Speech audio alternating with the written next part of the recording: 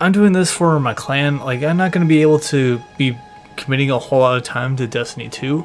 So, and the reason why I really like the game is because I'm always making friends in that game, and it's like my superpower in that game. Like, I'm not the best player, but I can easily make friends and just create a people structure around me in the game, and it's just kind of crazy. And in this video, I'm going to talk about my strategy in finding PvP players specifically, and how you can like get friends and kind of find the value proposition, so then people can join your fire team.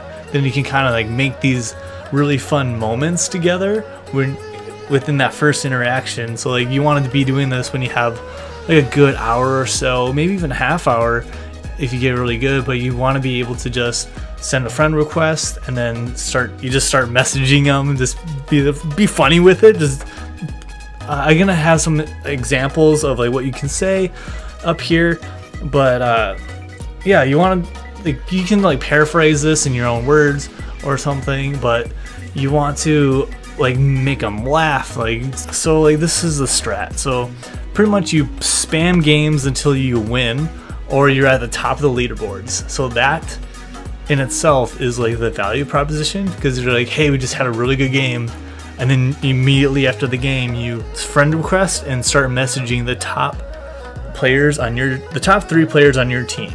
So hopefully there are 3 people below you and you're on the very top. That's like the ideal situation, because they're like, oh my god, this dude is god, and you already have the value there. See? But then otherwise, even if you're like lower like I am in this game, you can still friend request them all and be like, hey, that was such a good game. Yeah, let's just squad up and stomp people. Straight up. Let's just keep it rolling, you know? So yeah, you can kind of just keep doing this over and over again, and eventually you just have a huge roster of all these PvP players. Or if you're looking for competitive PvP players, you're gonna have to solo queue in that competitive playlist. I know it is scary, I know it is awful, I know it is like ramming your face into the wall, shooting your face. Like, you just gotta spam it until you get that win, and then you can do exactly the same thing. Just be like, hey, that was a really good match we had, let's squad up. And then you kind of build a roster.